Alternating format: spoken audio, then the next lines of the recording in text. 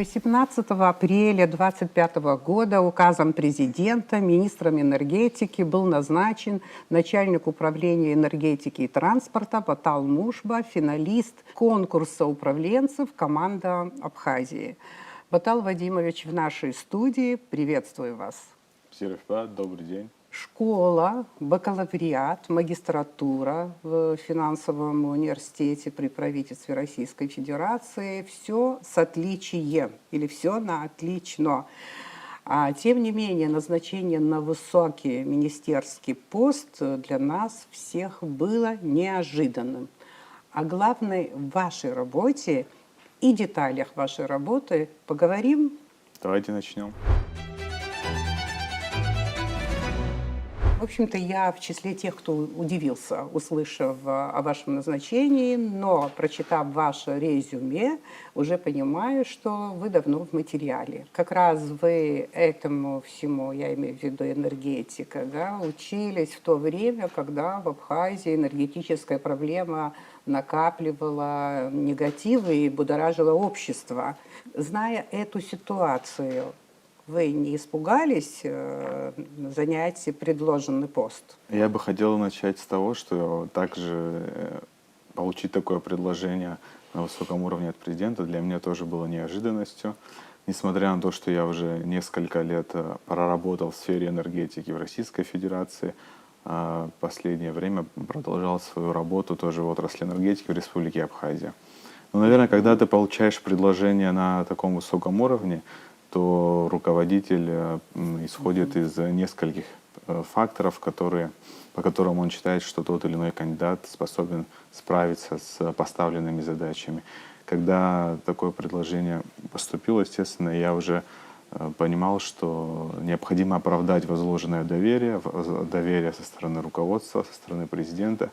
И самое главное, наверное, быть полезным для страны и для общества, и все свои знания приложить для того, чтобы повлиять на то, чтобы ситуация в такой критической важной отрасли, как энергетика, начала улучшаться и был реальный ощутимый эффект для нашего населения. Просмотрев ваше резюме, я подумала, либо у этого человека профессиональный интерес, потому что в течение 5 лет вы работали в энергетической сфере, в сфере аналитики, скажем так, вот энергетики.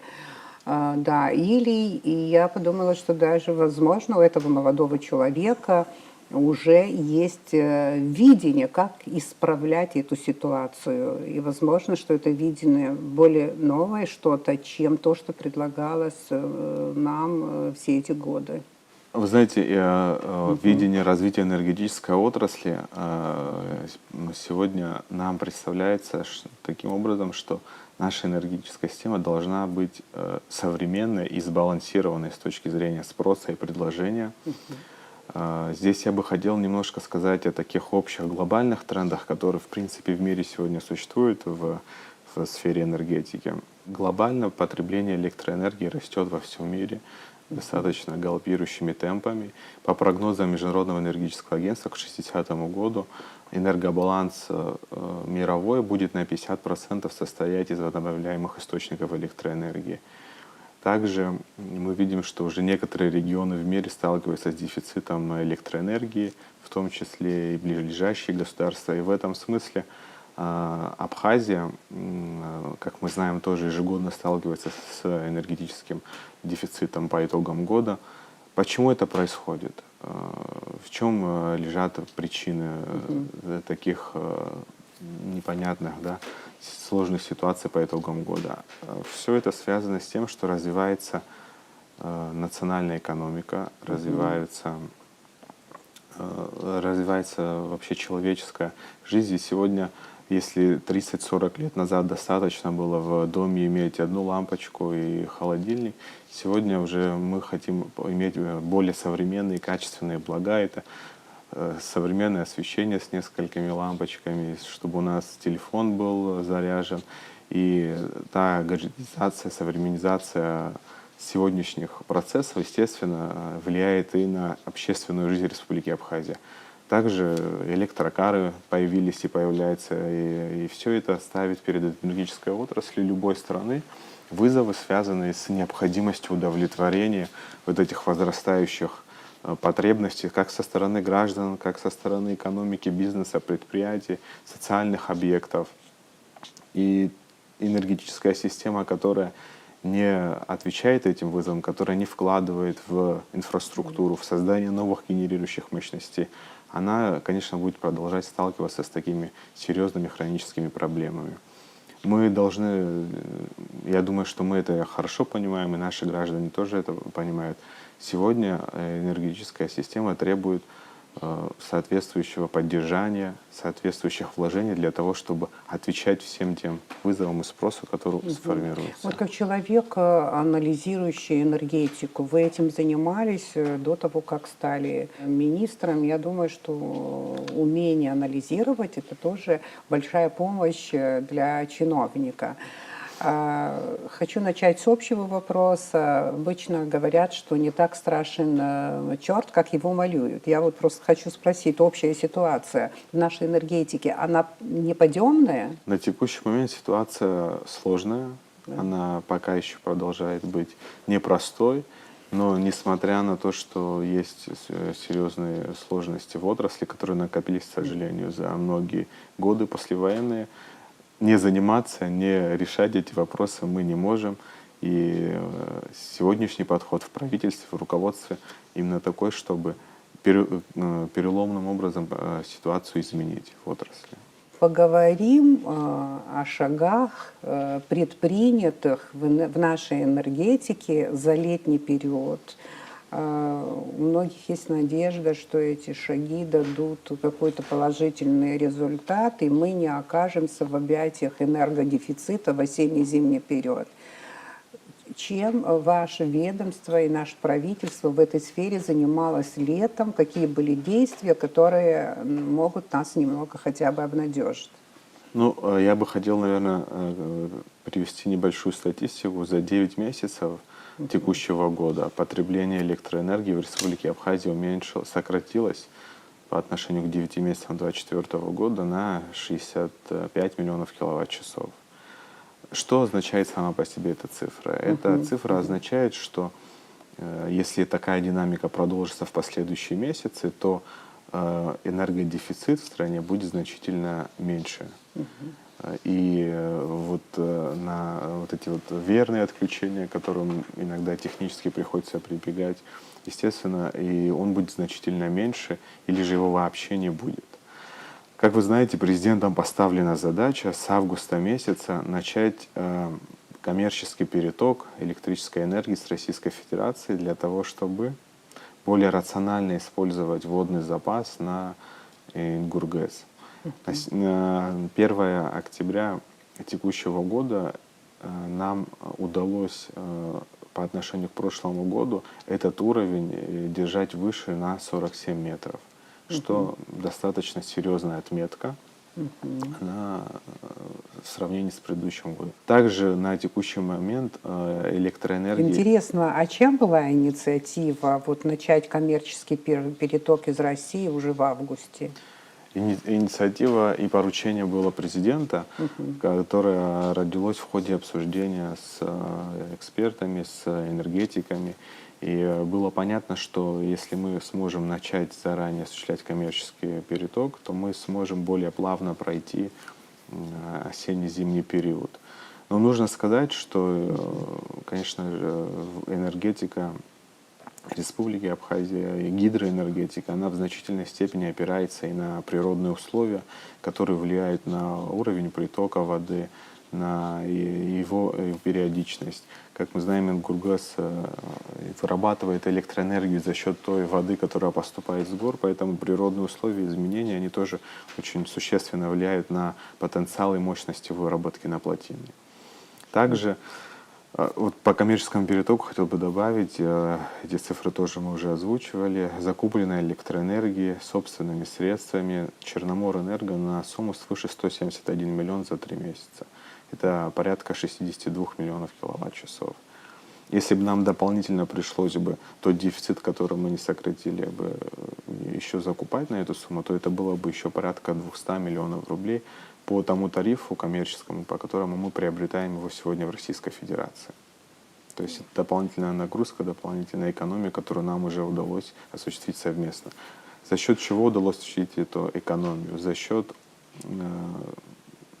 серьезной работы, связанной с наведением учета электроэнергии, с борьбой безучетным и незаконным потреблением электроэнергии, который, к сожалению, пока еще в нашей республике продолжает существовать, но мы видим, что динамика по, так скажем, неучтенному потреблению постоянно она снижается, хотя еще эта зона остается достаточно чувствительной для энергодефицита страны. Ну вот за эти 2 месяца сейчас коммерческий переток продолжается? Он продолжается в ночные часы и в выходные дни круглосуточно, потому что в Российской Федерации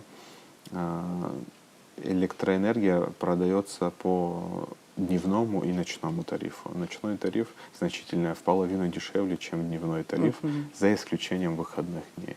Можно будет озвучить за август, сентябрь, например, за коммерческий переток, сколько заплатило наше руководство, правительство? 171 миллион рублей 171 уже уплачено за 3 месяца. рубль. Но я бы хотел отметить, Ирина, что важное уточнение, что это не бюджетные средства, это средства Черноморэнерго, собранные за реализованную абонентом электроэнергию. Бюджетных средств на текущий момент на эти цели не было направлено. Да, Вот это еще более интересная информация. Это также в рамках поручения президента, чтобы не отвлекать, как вы знаете, достаточно наши ограниченные бюджетные средства. Мы эти средства на текущий момент аккумулируем за счет бытовой деятельности Черноморэнерго. То есть за счет собранных с поставленной электроэнергии абонентам мы можем оплачивать эту электроэнергию. Нужно сказать, что каждый год в случае вот такого дефицита, и в прошлом году были такие мероприятия, когда вынуждено было правительство именно бюджетные средства на эти цели направлять. Я пока не готов сказать, что полностью на весь этот период, возможно, не потребуется бюджет, но в значительной степени в этом году задача поставлена обеспечить его полностью за счет средств Черноморэнерго. Это очень интересные, конечно, и актуальные превентивные меры, скажем так, в энергетической сфере. Но вот я хочу еще, чтобы мы сфокусировались на таком вопросе. Российская Федерация, вот ее помощь в действиях нашего правительства по недопущению энергодефицита или энергетического кризиса. Вот можете дополнить, в чем эта помощь и поддержка заключается? Помощь Российской Федерации по энергетической повестке, она достаточно широкая и разнообразная. Например, мы получали, как вы знаете, как наши телезрители знают, социальный переток, который в острую фазу зимнего дефицита прошлого года и начала этого года нам позволил получить тот дефицит электроэнергии, который у нас в стране сформировался. Это колоссальный объем электроэнергии и в денежном выражении, и в киловаттной части, который нам российские коллеги в этом году предоставили. Предоставили они его в конце декабря прошлого года, что было немножко, они нам его предоставили даже раньше, потому что ежегодный социальный переток, который был в 2025 году на 2025 год согласован, мы его начали получать с декабря 2024 года. Тоже в рамках договоренности с Российской Федерацией. Впоследствии нам дополнительно также был предоставлен переток в связи с исчерпанием того объема, который был. Все это нам позволило уже более плавно, более рационально пройти и острую фазу энергетического дефицита в начале этого года.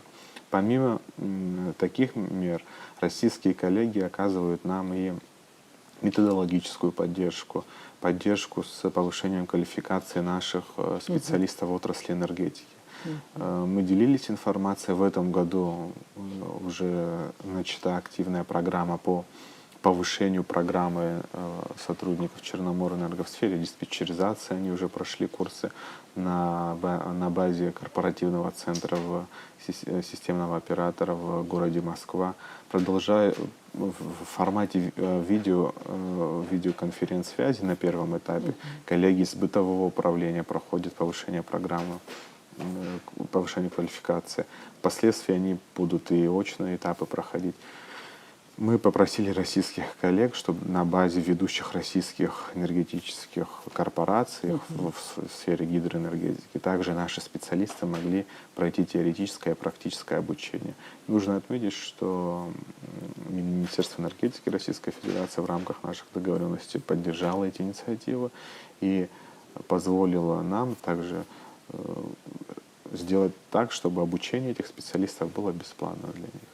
Эта программа начата, она продолжается, и мы планируем, что она будет в ближайшие несколько лет носить такой системный характер, чтобы наши специалисты могли погрузиться в современные отраслевые процессы в том или ином направлении, которым они занимаются. Ну и, конечно же, перенять этот полезный опыт и внедрить его уже непосредственно в работе нашей системы. Если бы Российская Федерация хотела бы заработать на нас, скажем, да, вот деньги, то, может быть, вот эти условия перетока тоже были бы не такими щадящими, они были бы, наверное, другими. То есть это тоже то, что мы покупаем свет, скажем, и электроэнергию в ночное время, в выходные, это тоже определенные, скажем, возможности для нас щадящие, в общем-то. Правильно понимаю? Вы знаете, я бы здесь хотел добавить, что, наверное, тот социальный переток, который мы получаем, это значительные финансовые, значительные средства, но было бы, наверное, не совсем правильно постоянно обращаться за такой вот гуманитарной поставкой электроэнергии, самому не стараясь. Да, сейчас пока коммерческий, правда же, переток, а социальный в этом году, когда будет предоставлен нам, он будет вообще предоставлен? Он уже был нам предоставлен, мы его съели, мы его потребили в начале года. В начале 25 года. В начале 25 года. Следующий социальный переток мы получим в 26 году. В 26 году. Да. Это где-то после Нового года, да? Да, мы ориентировочно планируем, что в первом квартале 26 года мы получим этот объем. До Нового года мы должны своими силами, своими действиями, своими ресурсами, в общем-то, дотянуть. Да? Все-таки мы же должны тоже показывать, что мы ответственный партнер, ответственное государство, да. И наводить и налаживать учет, обеспечивать потребности мы должны и собственными силами в первую очередь. Поэтому поэтапно мы будем двигаться к тому, чтобы полностью самостоятельно свои потребности обеспечивать. Вы уже говорили о том, что мы развиваемся. Понятно, что экономика потихонечку она становится другой, поэтому нагрузки на энергетические объекты и инфраструктуру энергетическую, значит, увеличивается.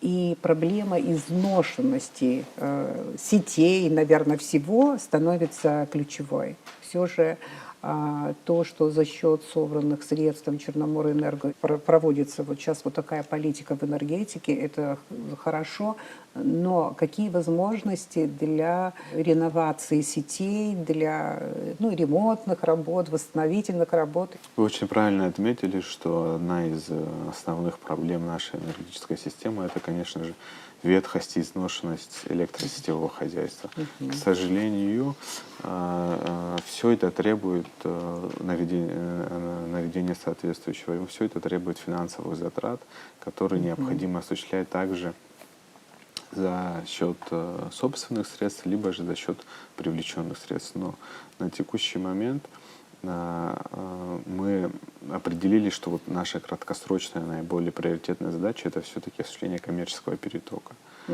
Хотя те или иные мероприятия по реновации нашего сетевого хозяйства, они проводятся, по некоторым из них мы давали информацию и даем в рамках каких-то отдельных локальных работ, которые проводятся в том или ином селе, в городе и так далее.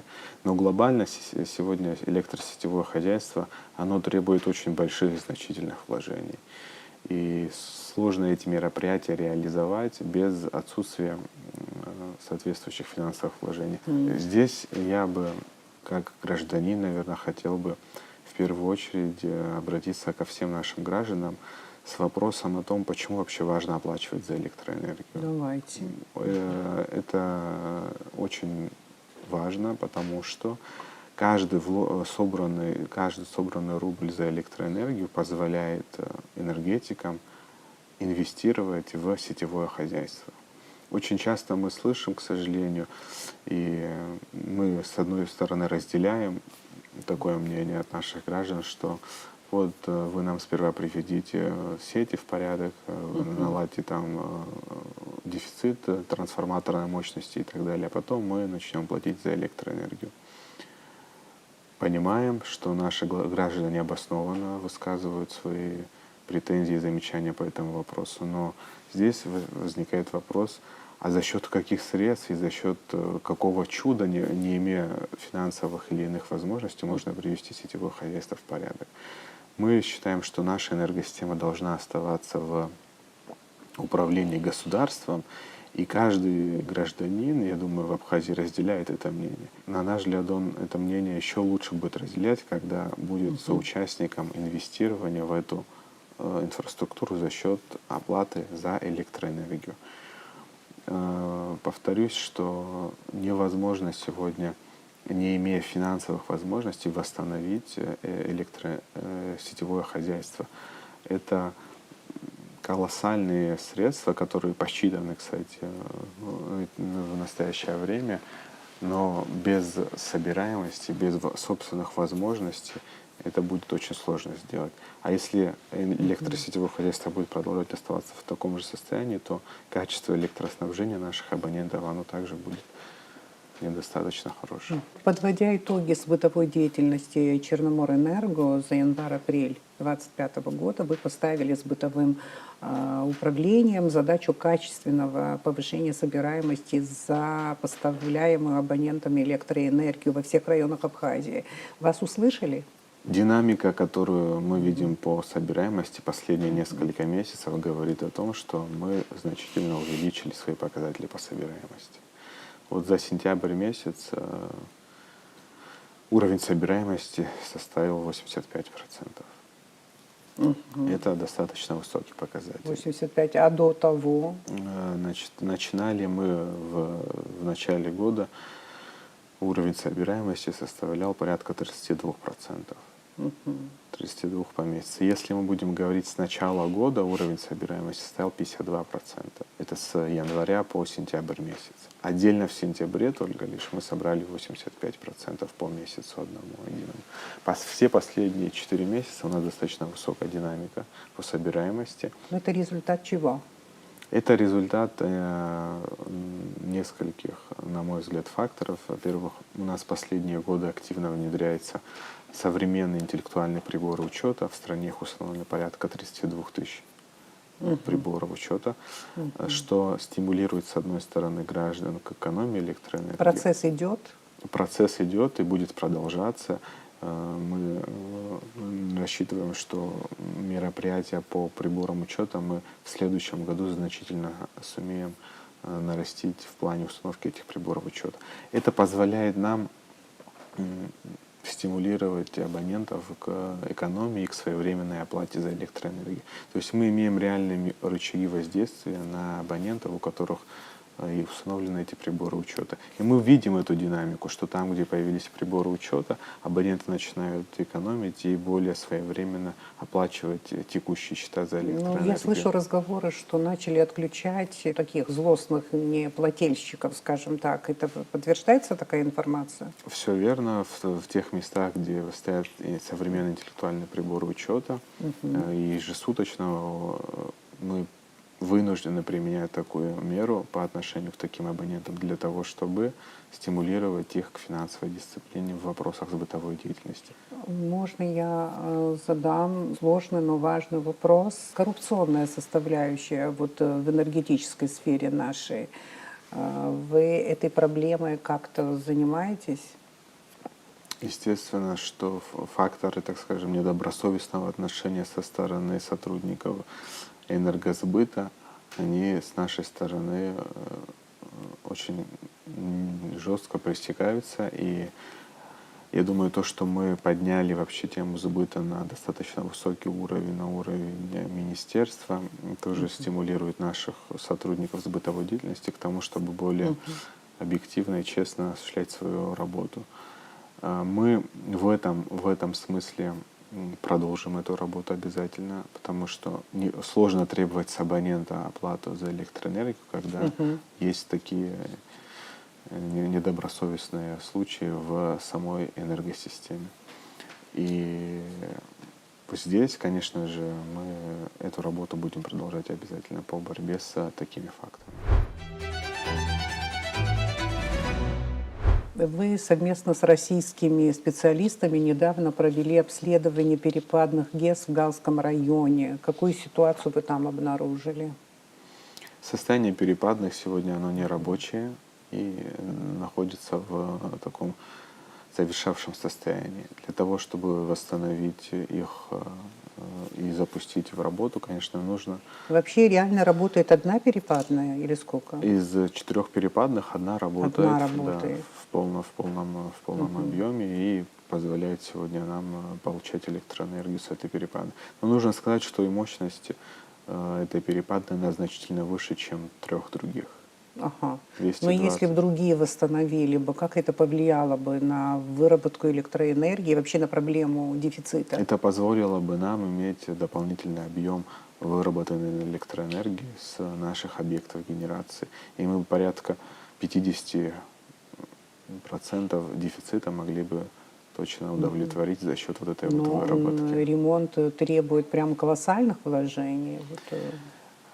Ремонт требует очень больших денежных средств. О миллиардных ресурсах речь идет. Все верно, да. О миллиардных ресурсах идет речь. И разом, конечно, такие средства, они сегодня непосильны ни для государства, ни тем более для единого оператора передающих распределительных сетей. Я еще немного вернусь к проблеме счетчиков. Я хочу, чтобы вы это знали. Вот часто я слышу от людей, что они не доверяют вот этим приборам учета, что неожиданно они обнаруживают какие-то огромные суммы для оплаты потребленной электроэнергии. Это возможно, чтобы приборы как-то обманывали, или те, которые как бы управляют этими приборами, чтобы они вот обманывали абонентов? Это возможно, или это просто люди не понимают, что очень часто мы безалаберно вообще тратим электроэнергию? Такие случаи обращения такие бывают, и достаточно нередки, как вы правильно отметили. Наши сбытовые управления в районах часто сталкиваются с этим. В случае такой ситуации всегда есть возможность проверки этого прибора учета. И очень много людей обращались и просили осуществить проверку, сверить с каким-то другим прибором учета, который у него стоял до этого. Практически 95% таких случаев говорили о том, что приборы новые работают исправно.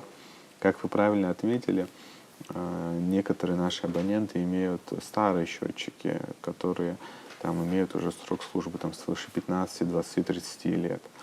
И нужно понимать, что такие приборы учета, по ним можно снимать показания, но качество их работы, оно немножко не объективное, потому что устаревает материал, пружина, которая там крутится, барабан, он начинает немножко с замедлением, с ухудшением работать. Поэтому вот такие случаи бывают, что люди говорят, вот наш один прибор показывает так, ваш показывает так. Есть лабораторная проверка, которая по итогам показывает, что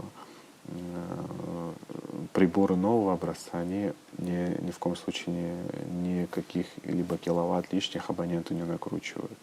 Но глобально, конечно же, все это связано с процессом перехода к учету потребления электроэнергии. Там, когда вообще учет не велся никакими-либо приборами, и людям начисляли ежемесячные платежи по нормативу, по среднему такому показателю, и когда он ну, поставили прибор учета, и они иногда удивляются, почему прибор учета стал столько, потому что до этого вам по среднему начислялось без конкретной учета того потребления реально, которое тот или иной абонент потреблял.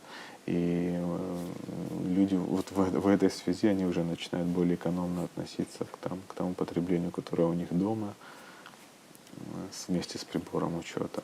И такие ситуации бывают, но это, наверное, вот связано с переходом к такой современной системе учета в электроэнергии. Это плавная работа, мы ее будем обязательно продолжать, потому что без надлежащего учета, без автоматизации этих процессов выстроить эффективную энергосистему в сегодняшних современных реалиях, в условиях энергодефицита, с одной стороны, а с другой стороны растущих спроса вообще на дополнительную электроэнергию, просто будет невозможно. В интервью Обснопрессу, если не ошибаюсь, вы давали Обснопрессу большое интервью, да, вы там говорили о биллинговой системе. В двух словах, что это такое? Это современный информационно-технологический продукт, который позволяет налаживать учет электроэнергии, который позволяет киловаттную часть в автоматическом режиме переводить в рублевую часть для абонента. И что самое главное, не позволяет каким-либо образом менять, корректировать киловаттную часть, начисленную абоненту, вносить в нее какие-либо изменения. Все это невозможно осуществить в этой системе неведомо или же незаметно. Например, люди наши привыкли, ну не привыкли, сложилась такая практика, что приходит контролер, выписывает какой-то счетчик, а как его проверить, как в этом разобраться. Иногда бывает, что там могут что-то не досчитать. Вот эта программа позволяет именно уйти от такого физического, человеческого фактора в работе с учетом электроэнергии, что и прозрачно, и понятно становится для самого абонента. В ближайшее время мы биллинг планируем внедрить по всем районам, а также параллельно сейчас начинаем работу создания личных кабинетов для абонентов, где каждый абонент сможет в режиме реального времени зайти на свой лицевой счет, посмотреть. Это кто подключен уже, у кого стоит прибор учета? У кого стоит прибор учета, да, и сможет зайти, посмотреть. И даже те, у которых не стоит прибор учета, которым пока начисляется по нормативу, чтобы они могли видеть выписку своих счетов, какой у них текущая задолженность или, может быть, у абонента переплата. И это также решит вопрос. Вот, есть иногда людям, например, не всегда удобно ходить в кассы, в банке, оплачивать оплату за электроэнергию. Они смогут это делать дистанционно, используя те же современные средства, которые сегодня применяются во всем мире, через телефон, через приложение. Вопрос о повышении тарифов на электроэнергию, он где-то на повестке? Это тоже волнует наших оппонентов, зрителей. Вопрос повышения тарифов на электроэнергию на сегодняшний день очень четко связан с решением правительства, которое было принято в 2022 году о ежегодном поэтапном повышении электроэнергии с целью доведения до экономически обоснованного тарифа. И у нас в 2026 году с 1 января в соответствии с этим решением 2022 года тарифы скорректируются, так как это действующее постановление Кабинета министров. Здесь нужно сказать о том вообще, зачем повышается тариф на электроэнергию, почему это происходит, происходит ли это только у нас. Тариф на электроэнергию у нас до этого был порядка 40-80 копеек, как вы знаете, до 2022 года, что практически не позволяло никакие мероприятия критически важные для энергоотрасли осуществлять. Сейчас мы потихонечку идем по повышению тарифа, доведением его до экономически обоснованного тарифа основной целью для того, чтобы мероприятия по модернизации сетей, мероприятия по перетоку коммерческому электроэнергии мы могли самостоятельно осуществлять. Коммерческий переток, который сегодня Республика Абхазия покупает и покупала в предыдущие годы в Российской Федерации, стоит в среднем в 2 раза больше, чем тот тариф, который в Республике Абхазия. То есть мы покупаем тариф в 2 раза дороже, а поставляем его абонентам по оценке практически в 50%. Это, как бы та ситуация, которую мы имеем в рамках наших тарифов и в рамках тех тарифов, которые сегодня существуют в Российской Федерации. Ежегодно в Российской Федерации индексируются тарифы на электроэнергию, и эта динамика, она носит у них регулярный, постоянный характер. Поэтому для того, чтобы обеспечивать энергетическую инфраструктуру, очень сложную, дорогостоящую, очень важен вот этот вот экономически обоснованный тариф. Это инструмент, который позволяет энергетикам вкладываться в энергетическую инфраструктуру. Несмотря на то, что в прошлом году в какой-то период мы пережили шок в связи вот с отключениями, да, вот электричества, тем не менее перелом в нашем сознании еще не произошел. В каком смысле? Мы пока не воспринимаем электроэнергию как бесценный ресурс или как очень дорогой ресурс, который надо экономить. Я знаю много людей, которые рассказывают, вот в России были вот зимой там, или же в Турции, там, гостили где-то, постоянно люди там свет отключают везде, вот за собой, быстро, быстро, быстро, вот лампочка ни у кого просто так бесцельно не горит. А здесь пока еще такого отношения нет. Как мы к этому придем?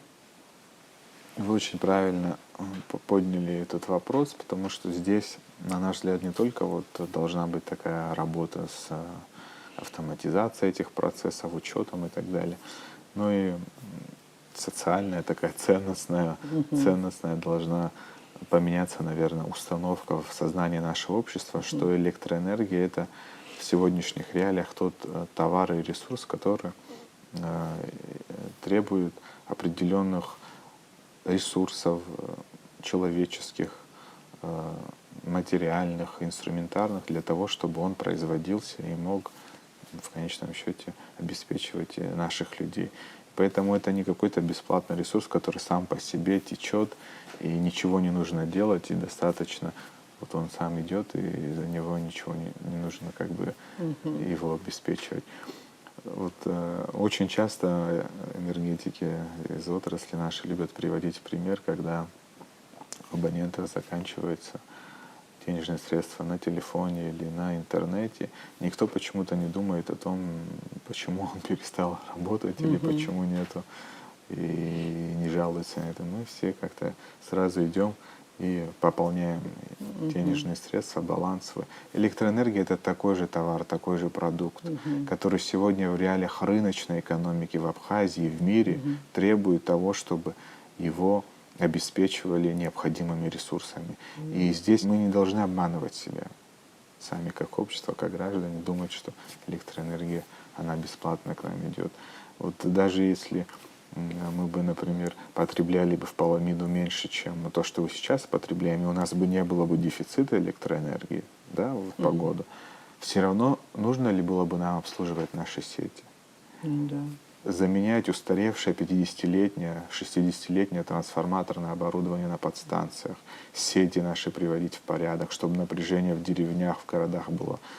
А как ты это будешь делать, если у тебя нет финансовых возможностей, чтобы приобретать новое оборудование, устанавливать его, закупать материалы, технику? Вот именно на вот эти цели тратятся те средства, которые собираются за электроэнергию.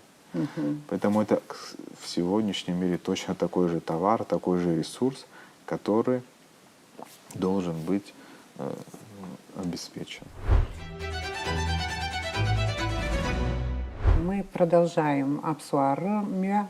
У нас в гостях министр энергетики Батал Мушба. Министерство, ваше ведомство, оно, наверное, планирует программу «Минимум», программу «Максимум». Это я не возвращаюсь к истории КПСС, но что-то в голове от этого осталось, потому что мы понимаем, что если есть возможности, то планируешь, наверное, какую-то очень важную стратегическую задачу. Но когда понимаешь, что этих средств достаточно мало, ты думаешь о программе «Минимум». Вот в этой связи, вот в чем ваша работа сейчас?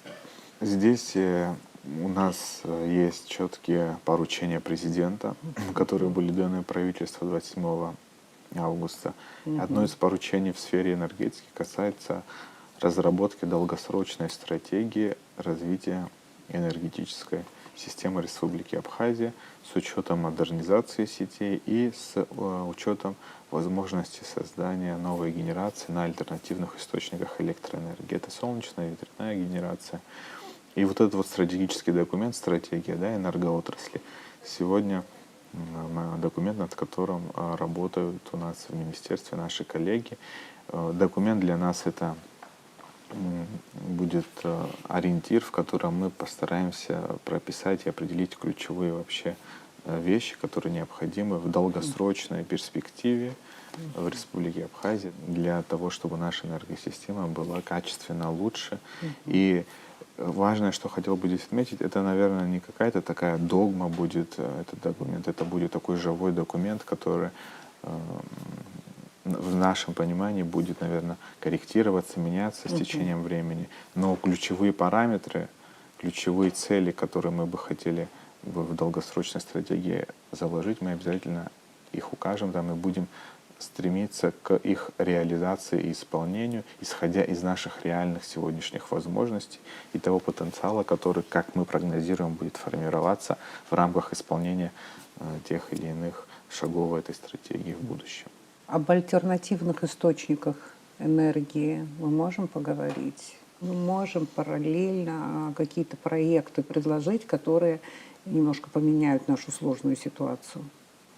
У нас в рамках поручения президента была задача в том, чтобы Кабинету министров освободить оборудование, относящееся к альтернативной электроэнергетике, от таможенных платежей и ввозного НДС для того, чтобы снять вот это вот финансовое бремя на тех представителей бизнеса, предпринимателей, которые хотят сегодня в Абхазии заниматься развитием этого направления. И нами эта задача уже исполнена. Правительство на последнем заседании Кабинета министров приняло соответствующее постановление об освобождении солнечных панелей, ветрогенераторов, отдельных комплектующих к этому оборудованию от такой финансовой обременительной нагрузки. В части таможенного тарифа решение вступает после постановления Кабинета. В части ввозного НДС потребуется также поддержка парламента. Мы рассчитываем, что наш парламентский корпус также поддержит, и предприниматели, которые захотят заниматься развитием или же уже занимаются, у нас в Абхазии есть уже примеры предприятий, которые заводят это оборудование. Они Именно солнечные панели? Именно солнечные да? панели, они их устанавливают в разных районах в Республике Абхазия. Уже у нас есть организации, которые занимаются этим. Некоторые даже государственные структуры, как мы знаем, обращаются, не хочу сейчас уточнять, о ком идет речь, к этим организациям, для того, чтобы обеспечить себе автономное питание за счет солнечной генерации, исходя из потребностей, которые возникают у них. Этот рынок в Абхазии уже начинает формироваться.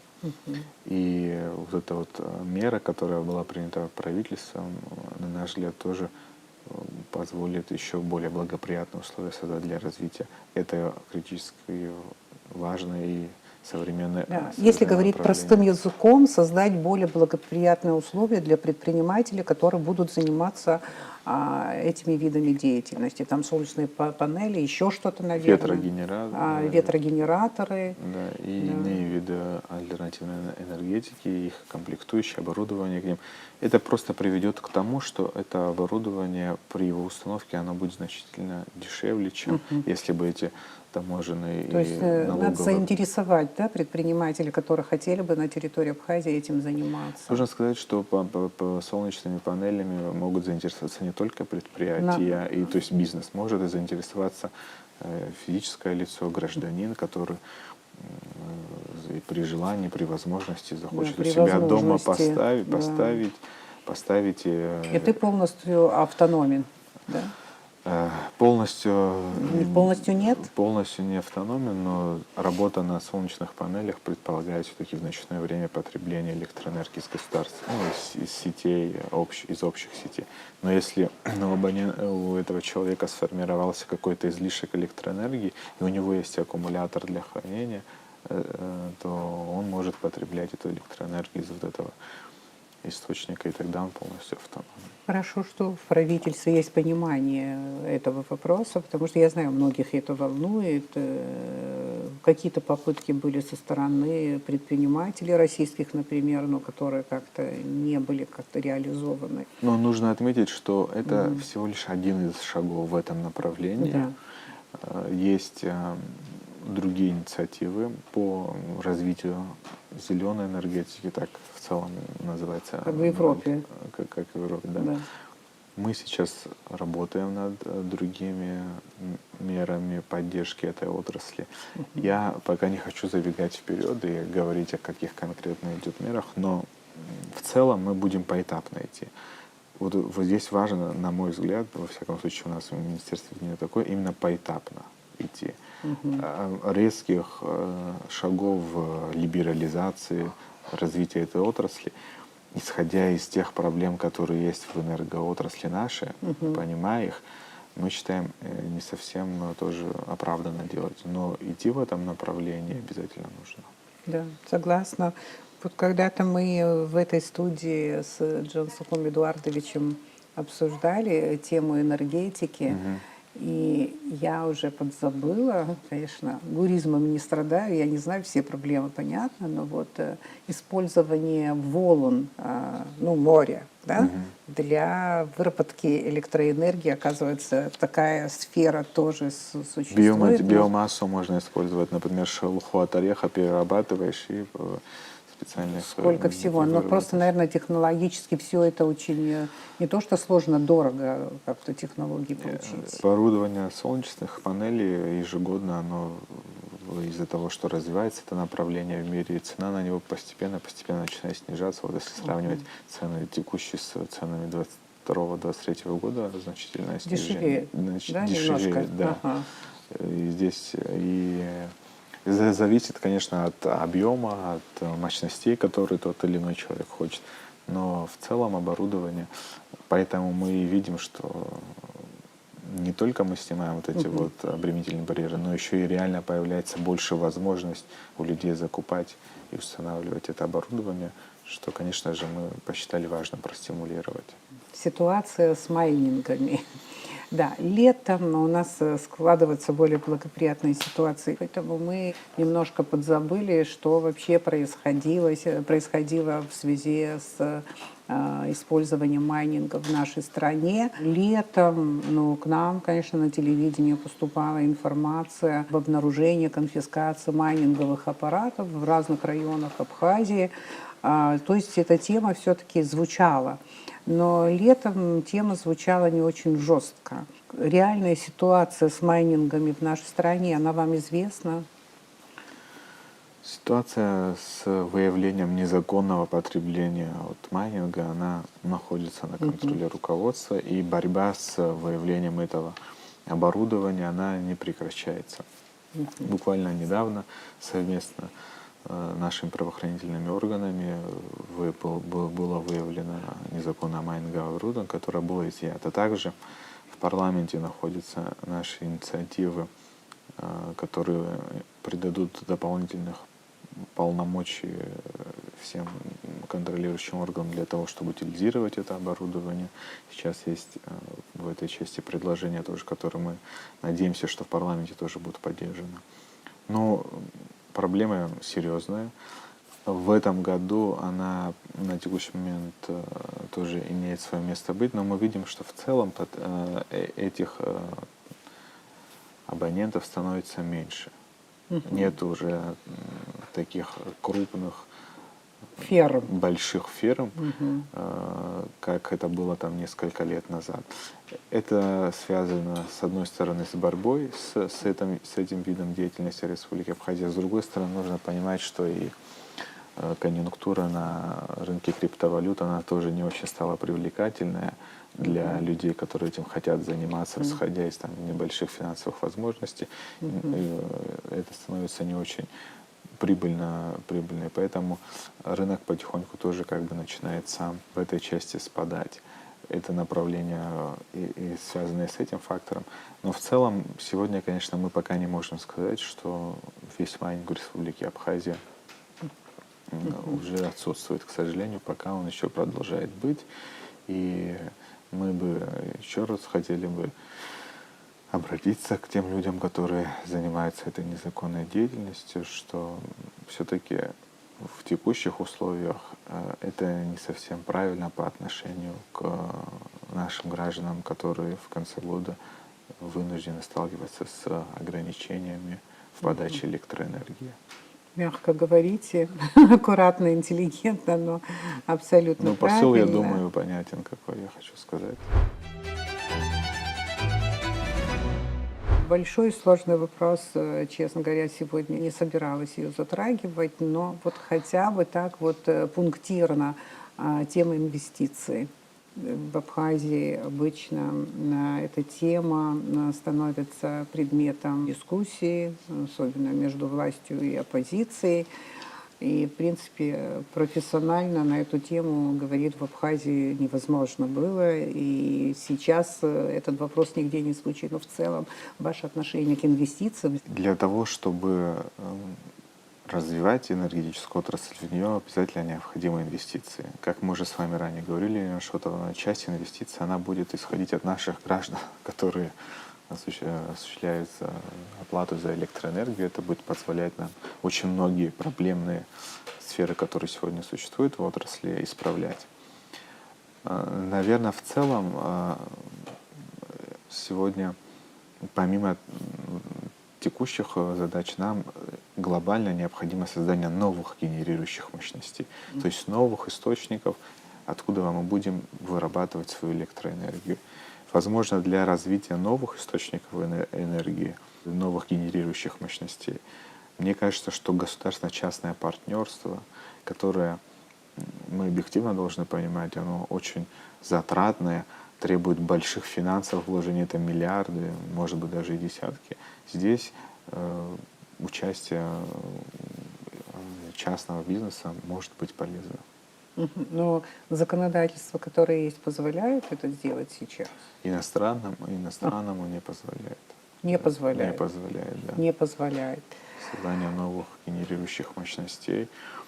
В идеале нам кажется, что наша энергосистема, когда мы представляем, какая она должна быть у нас не дефицитная, а экспортная. Если мы могли бы еще на экспорт поставлять электроэнергию, а я хочу повторить то, что я говорил ранее, в мире спрос на электроэнергию растет колоссально. Это тот ресурс, тот товар, который востребован. Если мы его могли бы экспортировать и зарабатывать на нем. В идеале нам бы хотелось, чтобы наша энергосистема была не дефицитная, а наоборот профицитная. И тот профицит электроэнергии, который у нас образовывался, мы бы могли поставлять на зарубежные рынки. Как я уже говорил ранее, электроэнергия — это товар, который пользуется большим спросом сегодня в мире. И вот для создания вот этих вот новых генерирующих мощностей, новых объектов электрогенерации, конечно, здесь нам видится, что это было бы полезно, могло бы быть полезно. Царапка, капсифила и фистерстахуп. Экономика факультета джи харак, экономика кумзираб хефистаз я финансового университета, чен экономика опнас физана табаси и лицах зусум только тыфца за экономист, что ду куги кубрт хочек харыла шавер стахуп из банзар абри располаги хочек ира экономика заната джен и вастусала гет шапсах эта программа. Кейн Стиглица, Гиннес, Абри, Кейсианство, Гиф, офицераджи, программа Ялазма, Ифсозма. Я рада, урт диалектик шаха программа Ялан, Гейн, Сидиор, Яхаза, Вяба семинар, лекции, Хани Хаман, Гейн Сисказ, экономика Багана Хазара, Нахсус, Дбанок Захарт. У нас захинджер усиоп хасгуяна гутерапсо ахенткара университета жги макроэкономика хазы, микроэкономика хазы, тарат семестра инталагзон яхзон, урт русум тукой хэги, урсту мадуне жги ахар хоржамо би джусна يغرز زرقوا Ари аџьармыкьатә економика иадгыло арыночник иҳаҳашу урҭ усҟак арҵаҩцәагьы иԥшымзар акәхарын аҵара шәзырцоз уи иара итеориа ишԥазыҟаз ирыдыркылом. аџьармыкьатә економика ҳаҳашу урҭ Гейнс иганахь аҵара ҳзырҵоз уи Гейнс иҳаидгылон избан акәзар аҳәынҭқарра аџьармыкьатә економикаҿы иҵегьы ирацәазароуп еиҳагьы имҩаԥнаго ароль ҳәа економикаҿы. иҵегьы иҳазыруп ҳәа иара итеориала изду ала. Избан акәзар ҳара аҵаҩцәа ирацәаӡаны иҳаман абри совет аамҭан иахьараанӡа адыррақәа ҳазҭоз. Урҭ иаҳа Гейнсгьы Кейнсианство ҳзыдыргәаԥхон. Аха убасгьы изгәасҭар исҭахуп амагистратураҿы аҵара анаҳҵоз атеоретикцәа рыдагьы апрактикаҿы аус зуаз арҵаҩцәа имаҷымкәа иҳаман. Уи нас хәыҷык аӡәы игәы нсырхар ҟалоит, аха урҭ имҩаԥыргоз аҵаратә семинарқәа даара аинтересраӡан. Убас сара быжәҩахагьы Апрактикцәа иаҳа еиӷьны имҩаԥыргозма. Аицәеилацәа еиӷьны имҩаԥыргон. Избан акәзар уи нас апрактика Апрактикцәа зусҭцәада чынуаас аус руама, бизнес аҿы аус руама изусҭцәадаз? Абри схаҿы иааиуа рыхҩык арҵаҩцәа урҭ рызегьы абизнес рнапалакын. Изакәытә бизнеси аӡәы вице-президент Газпромбанк аус иуан.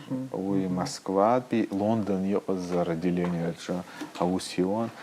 Иара адыррақәа иҳарҭоз даара ҳаинтерес ҳзаҵан, избан акәзар абри ашәҟәы ианыз адагьы иара апрактикаҿы иибаз ирацәаӡаны иҳаиҳан. Нас иара дынҳазҵаауазгьы аҩныҟа иҳаиҭозгьы аҵақәа уи классикатә программа еиԥшӡамызт. Ахԥатәи арҵаҩы зыӡбахә сҭаху уи инапы абизнес алакын, аха абизнес иналагны иара доктор экономических наук уи аамҭазы ҳана степень иорхьан. Иара бизнес зызкыз абри амусор аганахь ала амусор иҭкылны нас переработка ҟаҵаны убри бизнеси.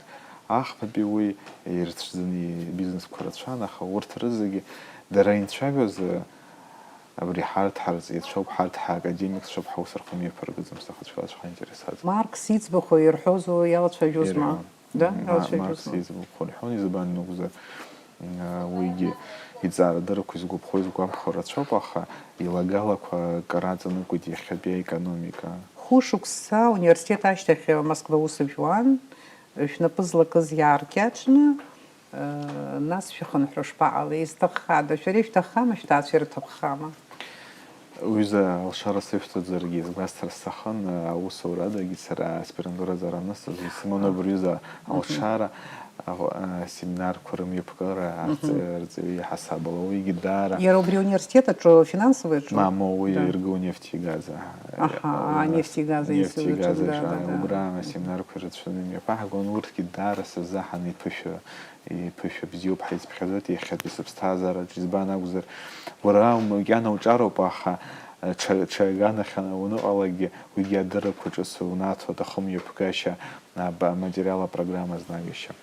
Аусура аганахь ҳҳәозар уи са снапалакын ԥхьаҟа ишыргәашәҭаз реиԥш аенергетика, аналитика аҵаарадыррақәа ҳарҭ аус ахаҳуаз ҳматериалқәа Урыстәыла аҳәынҭқарра аиҳабыра ахь рхы иадырхәон, ирацәаӡаны аналитикатә енергетика аганахь ала аҵаарадыррақәа иҟарҵоз уи нас аиашазаҳан аиҳабыра рхы иадырхәарц аматериалқәа акәын. Шәара шԥаҟалеи Аԥсныҟа?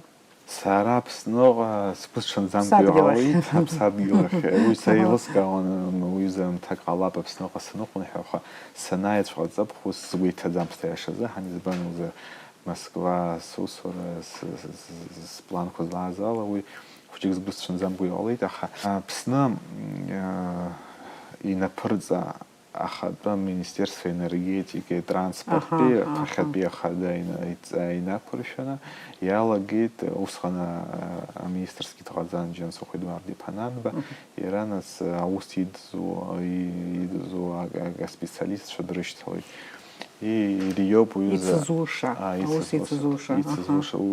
ириоуп уҩыза адыррагьы сызҭаз аус وواحد قلبرا وس حور حتى خوب حنساحة وعفر حاجي ست سمكلا زي ده شفاس في بخا ستاس في سنرات في سجي وباسي يثبت بسنا غسارة بسنا يسوش الزر يزيخ وزر نرخص قنحيد جنسوك يتورد باي بزورو هبسنا فشارة شو صورة مكان أكخاق ستار بشعم تشيوما مصطي قشم صار حقيقي جهرادة شو يتخش الصارح كيسما زم يخزة وش ساويت أتيلي خبشرة شو خبش ماما И я рам традиционный самодом хазны на сахоп швой да при джц ус исдер глаза хышти хагих а ваха интересаса пшосхоги таха усир сюда телехопшра телеграм-канал абрже дара зибзина усураяла гита бржи именно телеграм-канал уи шаца юмзер на фейсбук отжги репортаж кой слушай там все двиги оперативно хошуй там тщему да я حركة بريحن كارت كزمو информацию شزخابشو ممزارجي يروينا تليخبشرا تليرباغا حوتو جنسا شو خبشر بتقل زاشنا أو شزخبشوي أينا إحنا بسابشم تشام تشو مزار نصيحة بيه بستازر زلا زا информация حارة زيج تليفون كورقان بيا حقول داس تليجرام канал كورجا и вообще мы социал да كورجي نرجو информация وس جانس جا حقول تشحيش حتى شايرحو هوا